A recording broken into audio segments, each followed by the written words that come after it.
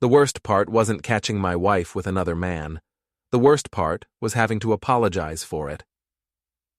"Alex, you're being completely unreasonable," Marissa said, adjusting her pearl earrings in our bedroom mirror. "Carter is my best friend. He was just being supportive." Supportive. That's what she called it when I walked into our kitchen last Tuesday and found Carter Hines with his hand on her lower back, whispering something that made her giggle like a teenager. When I cleared my throat, they jumped apart like guilty kids caught stealing cookies. "I know what I saw," I muttered, pulling on my work shirt. 20 years in IT support had taught me to trust my instincts about glitches in the system, and my marriage was definitely glitching. "What you saw was your imagination running wild," Marissa snapped. "Carter's going through a rough patch with Jenna. I was being a good friend." Carter Hines. Golden boy extraordinaire. Perfect house, perfect job at the marketing firm, perfect wife, perfect everything. Everything I apparently wasn't. The guy who somehow always needed Marissa's shoulder to cry on, usually when I was working late fixing other people's computer problems. "You're going to apologize to him tonight," Marissa continued, applying her lipstick with surgical precision. "At their dinner party. You embarrassed him, Alex. You embarrassed me." I stared at her reflection in the mirror. 39 years old, and still stunning, with that sharp intelligence that had first attracted me back in college, before she discovered she was too good for a guy who troubleshoots network issues for a living. "I embarrassed him by walking into my own kitchen? You know what you did. That look you gave him. The way you made that comment about him being here so often." She turned to face me, and I saw that cold expression I'd been seeing more and more lately. Sometimes I wonder what happened to the man I married. The confident one. The confident one had been slowly ground down by years of subtle put-downs, I wanted to say. Instead, I just nodded. "Pick your battles," my old army buddy Pete always said. "Save your energy for the war that matters." "Fine, I'll apologize." But as we drove to the Hines house in Marissa's BMW, because my 10-year-old Honda wasn't suitable for their neighborhood, I was already planning something different. 20 years in the military before my IT career had taught me about reconnaissance, about patience, about waiting for the right moment to strike. Before we dive deeper into this story, I have one small request. Please subscribe, drop a like, comment, and hit that hype button to boost this channel so more people can discover these incredible Reddit stories. The Hines house was everything ours wasn't. Sprawling colonial in the fancy part of town, circular driveway, perfectly manicured lawn that probably cost more to maintain than I made in a month. Carter answered the door in his designer casual wear, all smiles and expensive cologne. "Alex, Marissa, come in, come in." He embraced my wife a little too long, a little too close. Jenna's in the kitchen putting the finishing touches on dinner. Jenna Hines was the opposite of her husband in every way that mattered. Quiet, where he was loud, genuine where he was fake, and currently looking like she'd rather be anywhere else. She gave me a knowing look as we entered their massive kitchen.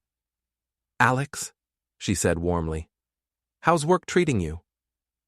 "Can't complain. Someone's always got a computer problem that needs fixing." "Must be nice to actually solve problems instead of creating them," she said, shooting a glance at Carter that he completely missed. Interesting. The dinner was exactly what I'd expected. Carter dominating the conversation with stories about his latest client victories. Marissa hanging on every word like he was delivering the Sermon on the Mount. I played my role, nodding at appropriate moments, asking the right questions, being the boring husband who didn't quite belong in their glamorous world. "Remember that campaign I told you about, Marissa?" Carter was saying, refilling her wine glass for the third time. "The one for the luxury car company? They loved your suggestions about the target demographic." "Oh, that was nothing," Marissa said, but she was glowing under his attention. "Nothing? You practically rewrote their entire marketing strategy. I should have put your name on the presentation." Jenna's fork paused halfway to her mouth. I thought you said that campaign was your breakthrough idea, the one that got you the promotion. Carter's smile flickered for just a moment. Well, yes, but Marissa provided valuable input. I filed that little exchange away for later. In my line of work, you learn to notice when people's stories don't add up. After dinner, Carter suggested we retire to his study for drinks. The room was pure Carter. Leather chairs, expensive whiskey, walls covered with his awards and achievements. He poured 3 glasses of something that probably cost more than my monthly car payment. Alex, he said, settling into his chair like a king on his throne. I think we need to clear the air about what happened the other day.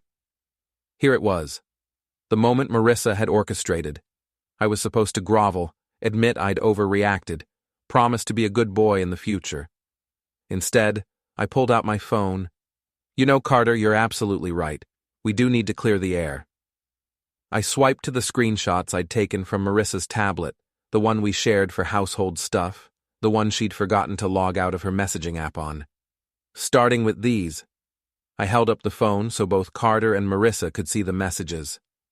Carter's messages, the ones where he called me Marissa's ball and chain, the ones where he joked about liberating her from suburban mediocrity, the ones where he suggested they meet at that new hotel downtown. The room went quiet. Marissa's face went white, then red, then white again. Carter looked like someone had just told him his portfolio had crashed. Where did you get those? Marissa whispered.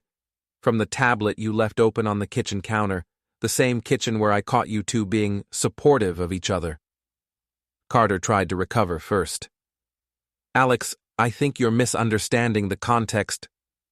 The context where you called my wife wasted on that tech support loser. That context? Jenna appeared in the doorway, drawn by the silence. She took one look at our faces and stepped into the room. What's going on? I handed her my phone. Watched her face change as she read through the messages. Watched 20 years of marriage crumble in real time. Carter? She said quietly. Is this true? He started to stammer some excuse, but I cut him off. There's more where those came from. Weeks of messages, meeting times, hotel recommendations. I looked directly at Marissa.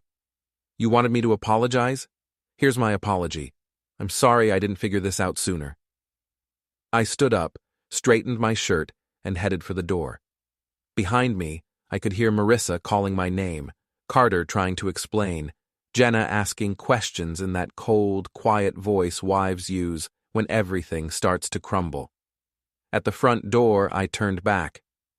Oh, and Carter, thanks for the expensive whiskey. I'll be sure to return the favor someday. The drive home was silent except for Marissa's occasional attempts to explain, justify, minimize. I wasn't listening. I was planning. Because if there's one thing 20 years in the military teaches you, it's that the first battle is never the last battle. And I was just getting started. The next morning, Marissa was gone before I woke up. Emergency meeting at work, according to the note on the kitchen counter. Right. Emergency damage control session with Carter, more likely. I made coffee and sat at my computer thinking. In my job, when a system crashes, you don't just restart it and hope for the best. You figure out what went wrong, you fix the underlying problem, and you make sure it doesn't happen again. My marriage had crashed. But unlike a computer, I wasn't interested in fixing it. I was interested in making sure everyone understood exactly why it had failed. My phone buzzed. Text from Pete. Heard through the grapevine there was some drama at the Hines place last night. You okay? Pete Morrison had been my sergeant back in Afghanistan, and he'd followed me to civilian life, opening an auto repair shop on the other side of town.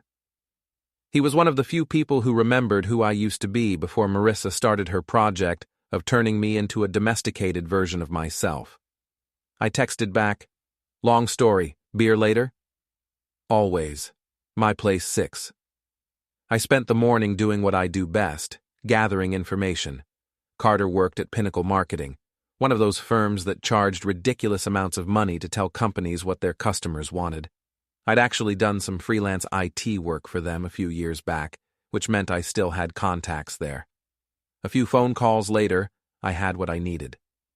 Carter's big presentation to the luxury car company was scheduled for this afternoon, the one he'd built his promotion on, the one that was apparently mostly Marissa's work. I made another call, this one to Jenny Walsh, Pinnacle's IT administrator. Jenny and I had worked together on their server upgrade, and she owed me a favor from when I'd covered for her during a particularly nasty malware incident. "Alex, how are you? Haven't heard from you in ages." "Good, Jenny. Listen, I need a small favor. Nothing major, just a little help with something." 20 minutes later, I had remote access to Carter's work computer. Not hacking. Jenny had legitimate administrative access, and I'd convinced her I needed to check on some old security protocols I'd installed. Technically true, just not the whole truth. Carter's email was a goldmine, not just the messages to Marissa, but complaints about his boss, gossip about colleagues, and, most interesting, a draft email he'd never sent, the one where he admitted to his friend Mike that the car campaign was mostly stolen from this woman I'm seeing, but hey, whatever works, right? I forwarded that email to Carter's boss, along with a few others that showed his real attitude toward the company and his clients. Then I sat back and waited. The call came at 2:30 p.m. Carter panicked. "Alex, we need to talk. There's been some kind of mistake." "What kind of mistake?" "Someone sent some private emails to my boss. Personal stuff that was taken out of context. I think someone might be trying to sabotage me." "That's terrible, Carter. Who would do such a thing?" "I don't know, but, Alex, this could ruin me. The presentation is in an hour, and now Henderson is asking questions about my work, about the campaigns I've developed." "I'm sure it'll work out," I said. "Truth has a way of coming to light, doesn't it?" The silence stretched out. Finally, "Alex, if this is about last night—" "Last night? Oh, you mean when I discovered my wife was having an affair with her best friend? That last night? It's not what you think. It's exactly what I think. And Carter, this is just the beginning." I hung up and went back to work. My real work, the kind that paid the bills. But every few minutes I'd check the news from Pinnacle Marketing. Jenny was keeping me updated through text messages. Carter's presentation was a disaster, she wrote at 4 p.m. Boss confronted him about the emails right in front of the clients, asked him to explain which parts of the campaign were actually his work. How did he handle it? Badly. Started sweating, couldn't answer basic questions about the strategy. Clients walked out. Henderson is furious. A warm glow of satisfaction washed over me. First victory for me.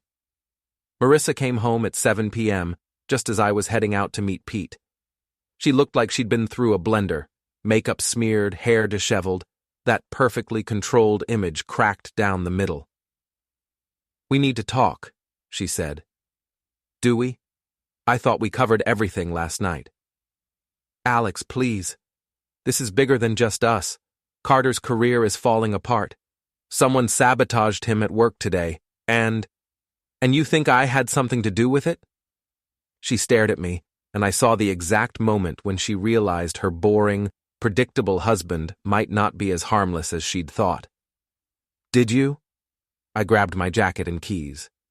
"Marissa, I fix computers for a living. I'm just a tech support guy, remember? What could I possibly do to someone as important as Carter?" But as I walked past her toward the door, I made sure she could see the smile on my face. Pete's shop was exactly what you'd expect. Organized chaos, the smell of motor oil and honest work, classic rock playing from speakers that had seen better decades. Pete himself was bent over the engine of a vintage Mustang, cursing creatively at a stubborn bolt. "Trouble in paradise?" he asked without looking up. I grabbed 2 beers from his mini-fridge and told him everything. Pete listened without interruption, occasionally nodding or grunting in the appropriate places. When I finished, he straightened up and wiped his hands on a rag. "So what's the plan?" "Plan? Come on, Alex. I know that look. That's your someone's about to get schooled look. Same one you had right before you figured out how to take down that insurgent communications network in Kandahar." He was right. For the first time in years, I felt like myself again. Not the diminished version Marissa had been sculpting, but the guy who used to solve impossible problems under impossible conditions. Carter's just the beginning, I said. He's a symptom, not the disease. The real problem is Marissa. What are you thinking? I'm thinking it's time everyone saw who she really is, starting with her work friends. Pete grinned. Need any help? Maybe. But Pete, this could get messy. Brother, messy is my specialty. Besides, I never liked that pretentious jerk anyway. Remember when he came to your barbecue and spent the whole time talking about his wine collection? I remembered. I also remembered how Marissa had hung on every word, how she'd apologized to Carter later for my pedestrian beer selection. There's something else, I said. I think Jenna, Carter's wife, might be willing to help. The quiet one? She always seemed decent. More than decent. And she's got access to things I need. We spent the next hour planning. Pete had resources I'd forgotten about. Contacts from his military days, favors he could call in, skills that didn't appear on any resume. By the time I left, we had the outline of a campaign that would make Carter's bad day look like a minor inconvenience. I got home to find Marissa waiting in the living room, still in her work clothes, a glass of wine in her hand. Carter's been suspended, she said without preamble. I'm sorry to hear that. No, you're not. She stood up, and I could see she'd been drinking. You did this somehow. I don't know how, but I know you did. Marissa, Carter got suspended because someone found out he was taking credit for other people's work, specifically your work. That's not... He never what? Never told his friend Mike that he stole the campaign from this woman he was seeing? Never complained to his buddy about having to pretend your ideas were his? Her face went white. How do you know about Mike? Same way I knew about the hotel meetings. Same way I knew about all of it. I sat down across from her, suddenly tired. Marissa, did you really think I was that stupid? That oblivious? I never meant for it to happen, she whispered. Which part? The affair, or getting caught? She didn't answer, which was answer enough. Here's what's going to happen, I continued. You're going to end it with Carter. You're going to figure out what you want, this marriage or whatever fantasy you've been living, and you're going to decide fast. And if I don't? I stood up and headed for the stairs. Then you'll find out what else I learned in the army besides computer repair. That night, lying in our bed, alone since Marissa had chosen the guest room, I stared at the ceiling and planned my next move. Carter was wounded but not finished. Marissa was scared but not broken, and I was just getting warmed up. Tomorrow, I decided, it was time to get creative. I woke up to find Marissa's side of the bed still empty and a text message on my phone from an unknown number. This is Jenna. Can we meet? There are things you need to know. We arranged to meet at a coffee shop across town, far from anywhere we might run into mutual acquaintances.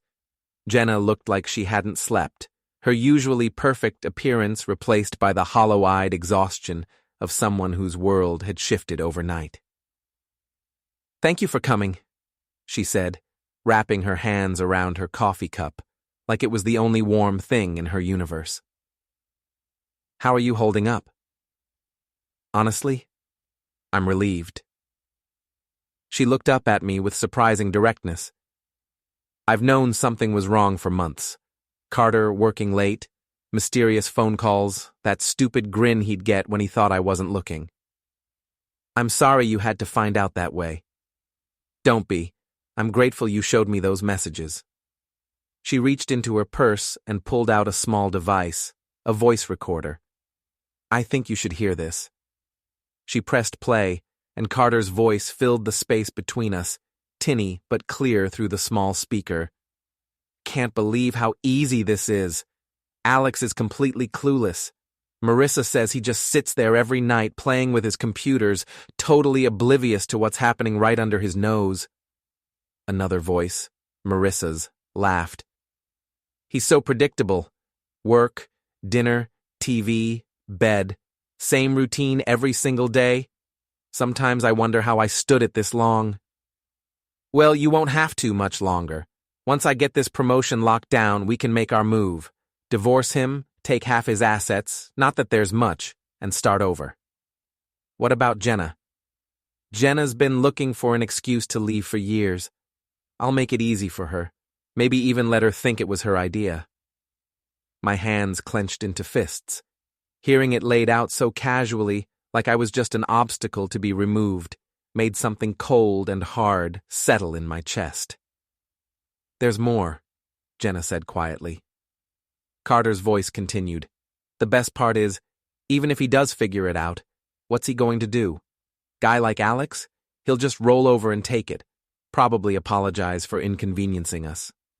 Both of them laughed at that. Jenna stopped the recording. I set up my phone to record when I started suspecting something. I've got hours of this stuff. Why are you sharing this with me?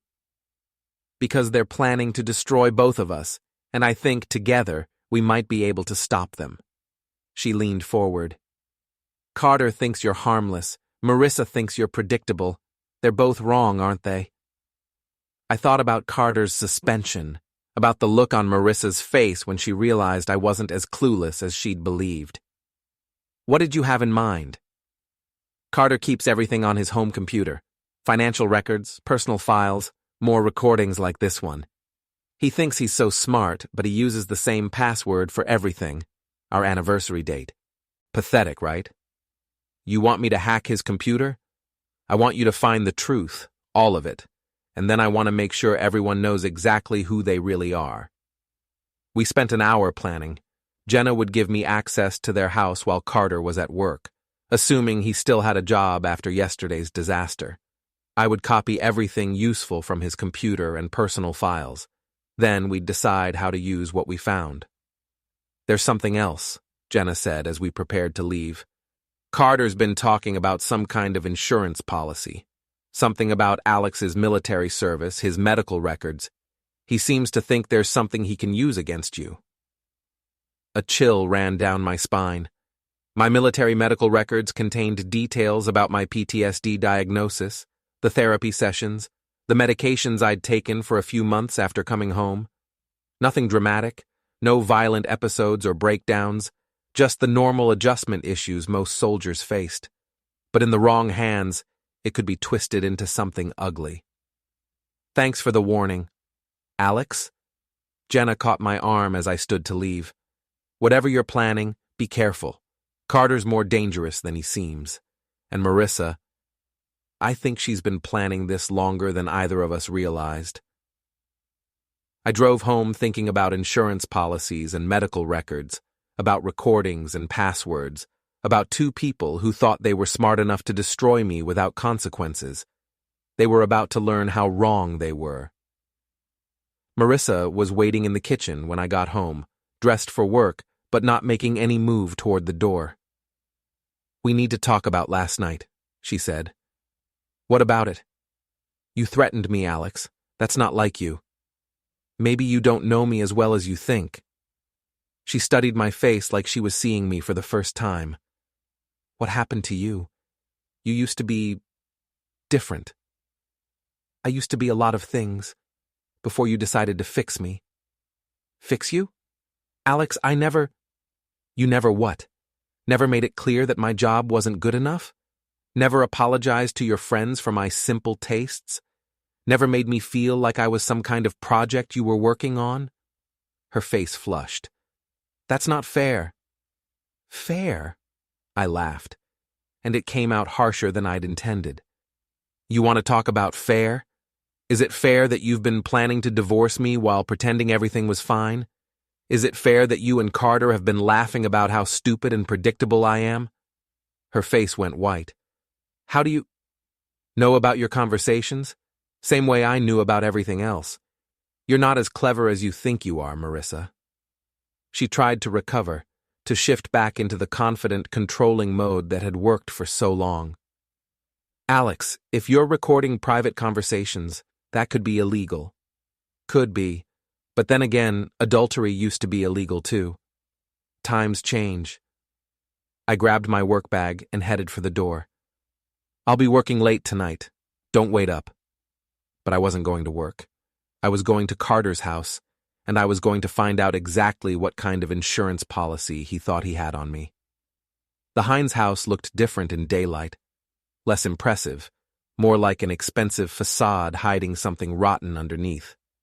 Jenna let me in through the back door, her hands shaking slightly as she disabled the alarm system. "He's at Pinnacle, trying to save his job," she said. "We have maybe 2 hours." Carter's home office was a shrine to his own success: awards, photos with important people, expensive gadgets arranged just so. His computer was a high-end gaming rig, overkill for business work, but perfect for someone who needed to feel superior in every aspect of his life. The password worked on the first try. Our anniversary date, Jenna was right about it being pathetic. What I found in Carter's files made my earlier discoveries look like minor infractions. Detailed financial records showing he'd been skimming money from client accounts. Email chains proving he'd been taking credit for other people's work for years. And in a folder labeled Insurance, a collection of files that made my stomach turn. Medical records, mine, obtained through some contact at the VA. Photos of me taken without my knowledge, including some that could be misinterpreted if you didn't know the context. A psychological profile written by someone who'd clearly never met me but was willing to paint me as unstable, potentially dangerous. "What is it?" Jenna asked, looking over my shoulder. "Your husband was planning to have me declared mentally incompetent. Look at this." I showed her the files, a complete character assassination designed to make me look like a dangerous veteran who couldn't be trusted around his own family. It was thorough, professional, and completely false. "This is sick," Jenna whispered. "It's also illegal. Obtaining medical records without authorization, harassment, conspiracy to commit fraud." I copied everything to my flash drive. Carter just handed me enough ammunition to destroy him completely. But as I continued searching through his files, I found something that changed everything. A folder labeled MR, Marissa Rourke. Inside were financial documents, bank statements, and a detailed plan for something called Project Fresh Start. The plan was elegant in its cruelty. Carter would use the psychological profile to have me committed for evaluation, claiming I'd become unstable and potentially violent. During the mandatory hold period, Marissa would file for divorce and emergency custody of our daughter Sophie, using the mental health claims as justification. By the time I was released, assuming I could prove my sanity, they would have liquidated our joint assets, moved the money offshore, and disappeared. They were going to take everything, I said, more to myself than to Jenna. "What do you mean?" I showed her the files, watched her face change as she realized the scope of what her husband and my wife had planned. "They were going to frame you as crazy and steal everything you own," she said slowly, "and leave you holding the bag for Carter's embezzlement. Look at these account numbers. They're all in his name only. You wouldn't have seen a dime." We stared at each other across Carter's desk, two people who'd been marked for destruction by the people who were supposed to love us. "What do we do now?" Jenna asked. I thought about the recordings, the financial evidence, the illegal medical records. I thought about Marissa's confident assumption that I'd just roll over and take whatever they decided to do to me. Now? I smiled, and for the first time in months, it felt genuine. Now we show them what happens when you underestimate the wrong people. The annual neighborhood barbecue was Marissa's idea of social networking, a chance for her to display our happy marriage to the community while making connections that might advance her career. She'd been planning this year's event for weeks, sending invitations, coordinating with caterers, making sure everything would be perfect. I decided to help her with that last part. "Are you sure about this?" Pete asked, adjusting the wireless speaker hidden behind the garden shed. "Once we start this, there's no going back." "I'm sure." I tested the Bluetooth connection one more time. Everything was ready. They wanted to destroy me, Pete. Completely. Not just divorce. They were going to have me committed, take my daughter, steal everything I've worked for. And Jenna's okay with her part? I looked across the yard where Jenna was chatting with some of the early arrivals, playing the role of the supportive wife, while her world crumbled in private. She'd insisted on being here, on watching Carter's face when the truth came out. She's more than okay. She wants front row seats. The guests were arriving in clusters, neighbors, colleagues from Marissa's agency, some of Carter's friends from Pinnacle. Marissa moved through the crowd like a politician, all smiles and air kisses, playing the perfect hostess. She'd even convinced Carter to come, despite his work troubles. "We need to present a united front," I'd heard her telling him on the phone. "Show everyone that the rumors are just gossip." Carter arrived fashionably late, driving his BMW like he owned the street. He glad-handed his way through the crowd, all confidence and expensive cologne, the picture of a man who'd weathered a minor setback and come out stronger. "Alex!" He approached with his hand extended and that politician's smile. "Great party. Marissa really outdid herself." She certainly did. I shook his hand, noting the slight tremor in his grip. "How are things at work?" "Oh, you know, office politics. It'll blow over." But his eyes were nervous, constantly scanning the crowd like he expected trouble. He was right to be nervous. I waited until the crowd had reached peak size, about 40 people, including most of Marissa's work friends and several of Carter's colleagues, the perfect audience for what came next. "Ladies and gentlemen," I called out, tapping my beer bottle with a fork, "if I could have your attention for a moment." The conversations died down. Marissa looked pleased. She loved when I played the dutiful husband, making speeches about our wonderful life together. I wanted to thank everyone for coming to celebrate with us today. Marissa and I have been married for 15 years, and I think it's important to be honest about what makes a marriage work. Approving murmurs from the crowd. Marissa beamed. Honesty, for instance. Trust. Fidelity.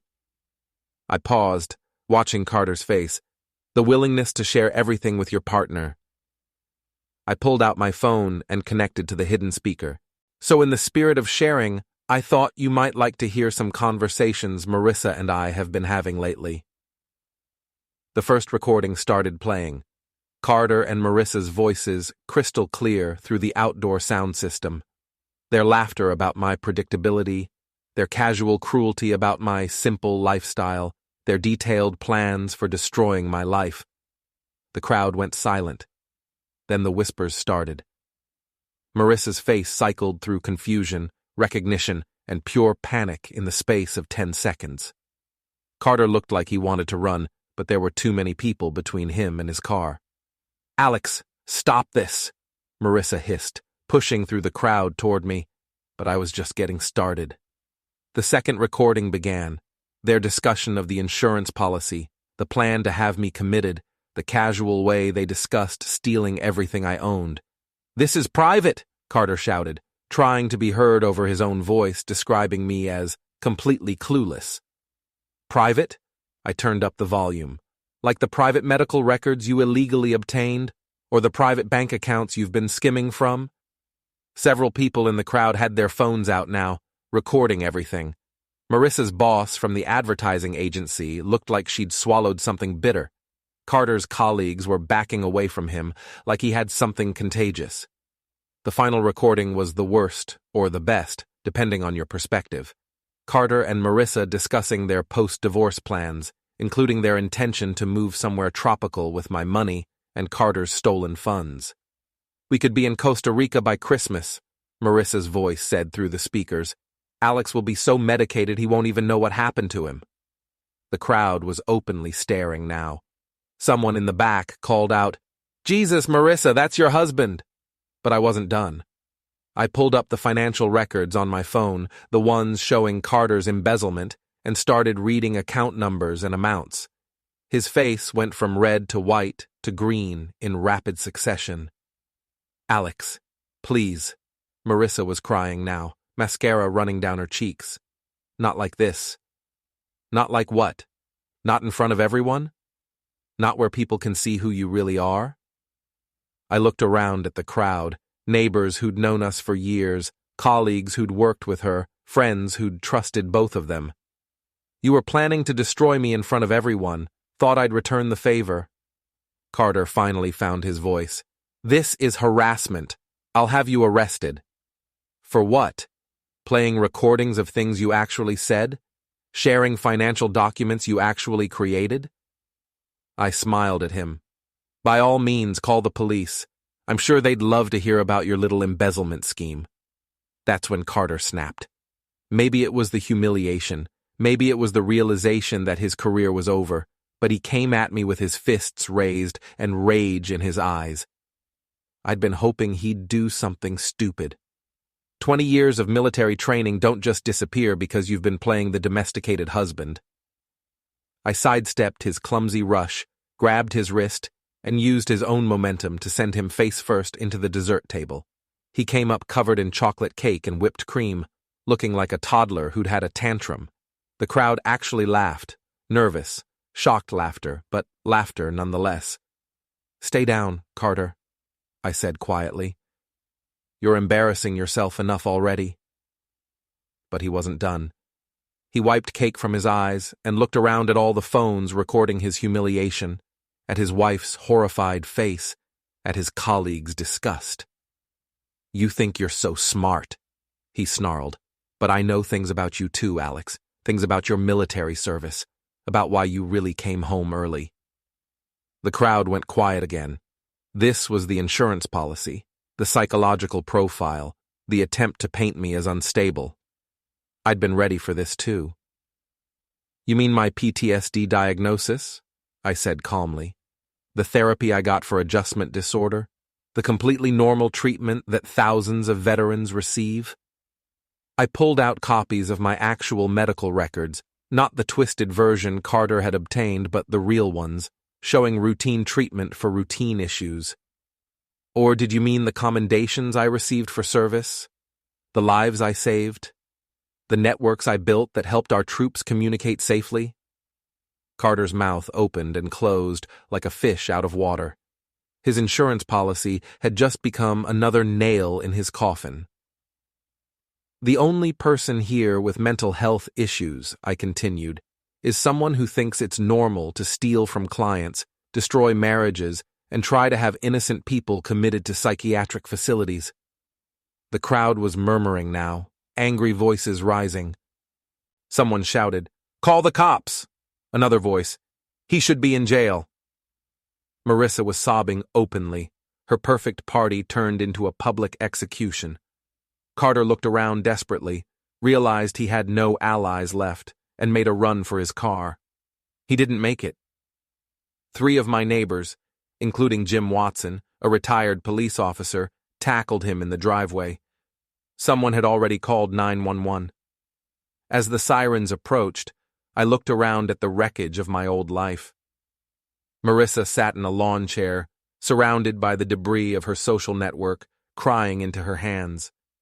The guests were dispersing, phones still recording, already spreading the story to anyone who hadn't been here to witness it firsthand.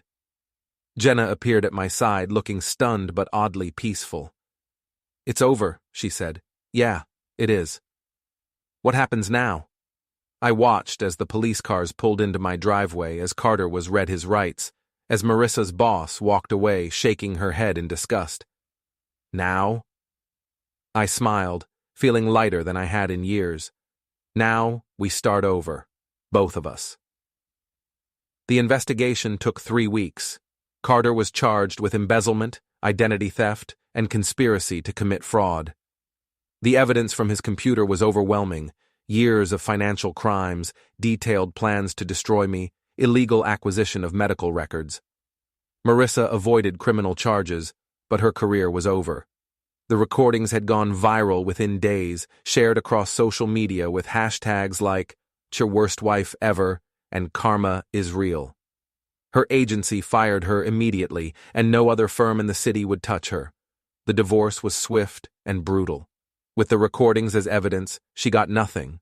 No alimony, no assets, No custody of Sophie. My daughter, who'd heard the recordings along with everyone else, made it clear she wanted nothing to do with her mother's betrayal. I always knew something was wrong, Sophie told me one evening as we sat in our newly quiet house. Mom was different when you weren't around, meaner, like she was wearing a mask. I'm sorry you had to see all that. I'm not. I'm glad you fought back, Dad. I'm proud of you. 6 months later, I got a text from Jenna. Carter got 5 years. Thought you should know. I texted back, how are you doing? Better, free. You? I looked around my house. Smaller now without Marissa's expensive tastes, but more honest. More mine.